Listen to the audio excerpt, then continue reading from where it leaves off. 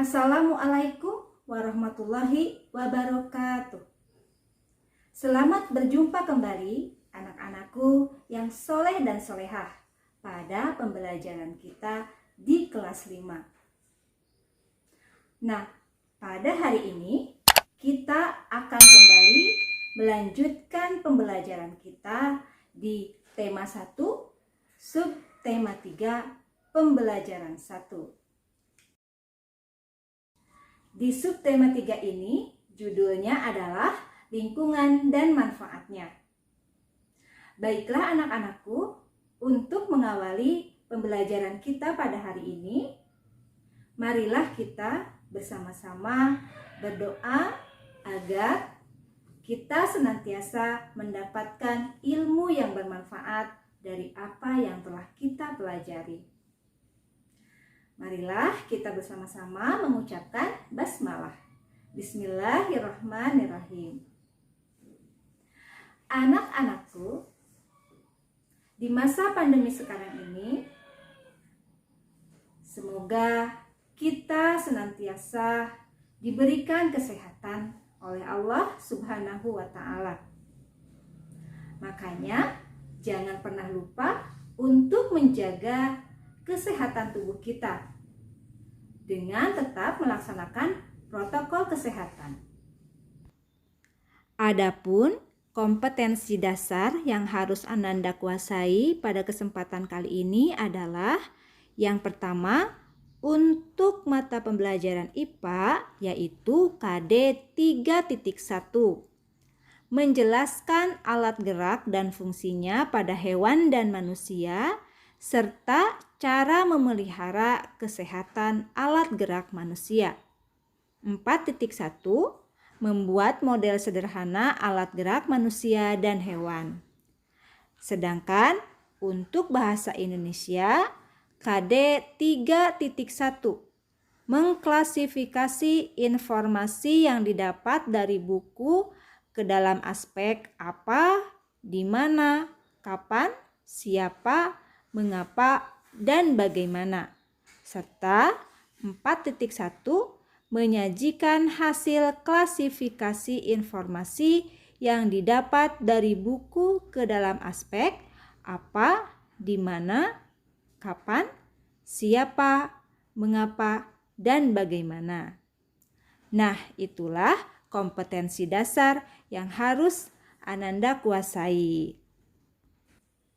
Anak-anakku, sekarang mari kita buka buku temanya di halaman 124. Di sana ada bacaan yang berjudul Gerabah dari Pulau Madura. Ibu mau tanya nih, siapa di sini yang berasal dari Madura? Atau adakah di antara kalian yang pernah datang ke Madura? Ternyata di Madura itu terkenal sekali dengan gerabahnya. Adapun di Madura, daerah sebagai penghasil gerabah adalah Mandala Anduliang, Duko Rubaru, Yangkatan Kiangean, Baragung, Pademawa, Delpanyayang Pakapora, dan Blega Bangkalan. Nah, itulah daerah-daerah penghasil gerabah di Pulau Madura. Sekarang, siapa yang tahu apa yang dimaksud dengan gerabah? Ya, betul sekali. Gerabah adalah barang pecah belah yang terbuat dari tanah bakar yang dibuat secara tradisional. Lalu, apa fungsinya? Nah, gerabah ini berfungsi sebagai peralatan sehari-hari yang digunakan oleh masyarakat. Anak-anakku, perlu kalian ketahui bahwa dalam pembuatan gerabah ini banyak sekali alat-alat yang digunakan, yaitu alat-alat yang digunakan secara umum dan alat-alat yang digunakan secara khusus.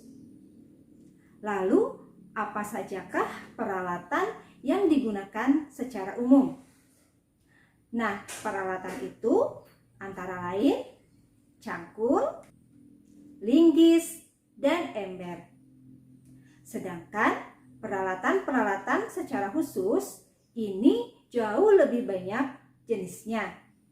Untuk lebih jelasnya, silahkan Ananda semua baca bacaan tersebut dengan seksama. Anak-anakku yang soleh dan solehah, tentunya kalian masih ingat kan bagaimana cara mendapatkan informasi terkait dari bacaan. Nah, dengan menggunakan kata tanya yang ada di layar ini, maka kalian bisa menjawab semuanya untuk mendapatkan informasi yang dibutuhkan, yaitu dengan menggunakan kata tanya apa, mengapa, siapa, berapa, di mana, dan bagaimana. Nah, berikut adalah pertanyaan-pertanyaan yang sudah Ibu buat berdasarkan bacaan, agar kalian lebih banyak lagi mendapatkan informasi yang kalian butuhkan. Silahkan pertanyaannya ditulis di buku harianmu, di buku catatanmu, kemudian jawablah dengan jawaban yang tepat sesuai dengan bacaan yang sudah kalian baca.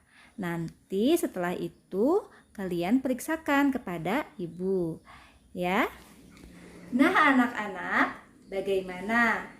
Kalian pasti sudah bisa dan mampu menjawab semua pertanyaan yang sudah ibu berikan. Perlu kalian ketahui bahwa dalam membuat gerabah itu pasti memerlukan alat gerak kita yang kuat dan sehat. Ayo, bagaimana caranya agar kita tetap memiliki alat gerak yang kuat dan sehat? Ya, tentu saja yaitu dengan cara memeliharanya dan menjaganya. Bagaimanakah cara kita merawat alat gerak kita? Yang pertama yaitu dengan memakan makanan yang bergizi seimbang. Jadi jangan makan sembarangan ya, agar otot-otot kita, alat-alat gerak kita tetap sehat. Banyak makan sayuran dan yang banyak mengandung protein. Cara memelihara organ gerak pada manusia yang kedua adalah pada saat kita berdiri, hendaknya posisi tubuh kita selalu tegak. Yang ketiga, hendaknya kita selalu berolahraga secara teratur. Karena dengan berolahraga, maka akan membuat otot-otot dan tulang kita terlatih dengan baik dan pasti akan menjadi lebih kuat. Dan yang terakhir adalah istirahat yang cukup, yaitu kita usahakan tidur 6-8 jam pada waktu malam hari agar alat gerak kita tetap sehat dan tetap bersemangat dalam melaksanakan aktivitas sehari-hari seperti berjalan, memanjat, melompat, dan sebagainya.